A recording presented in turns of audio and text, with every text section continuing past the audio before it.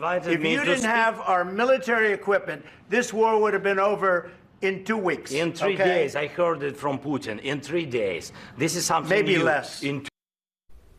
A White House meeting between President Trump and Ukrainian President Zelensky turning contentious today. The two leaders were expected to finalize a rare minerals deal, which the countries hoped would actually deter Russia. Instead, Zelensky's visit was cut short. And those tensions in Washington, D.C. and Ukraine also being felt right here in Las Vegas tonight. 8 News Now reporter James Schaefer asks a member of the Eastern European community what they are saying about Presidents Trump and Zelensky and what actions they've taken in response. James. Brian, Sasha, the meeting today was a landmark moment from an international view to the Russian invasion of Ukraine. So tonight we speak with a member of the Ukrainian community about what some are saying tonight and what changes they've made. We look forward to getting in and digging. Presidents Trump and Zelensky started by shaking hands and meeting on an agreement before suddenly taking a turn. You're gambling with World War III.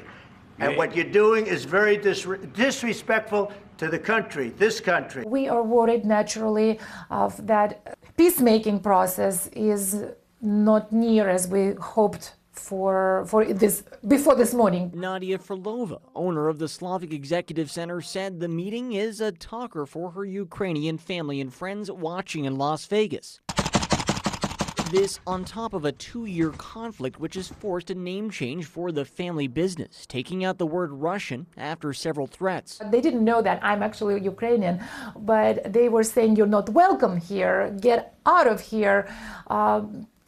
Pretty much thinking that this concerned Russian. Nadiya said she is proud of the help she gives Russian and Ukrainian-speaking residents for their legal affairs, but has been pained by seeing her hometown of Luhansk become a war zone. So you're all welcome.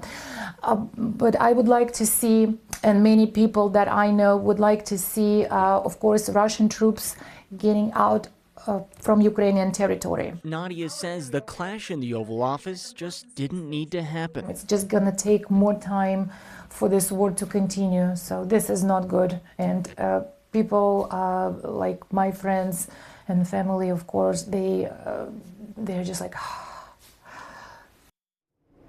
Yeah, Nadiya said this really just has scared her and some members of her family. The uncertainty of what's next for even her friends, which have fled eastern Ukraine, causing concern here in Las Vegas. Brian? The U.S. has supported Ukraine with hundreds of billions of dollars of military support following that tense Oval Office meeting. High-level Trump administration sources confirmed to CBS News there have been discussions about whether the U.S. will continue sending that military aid to Ukraine.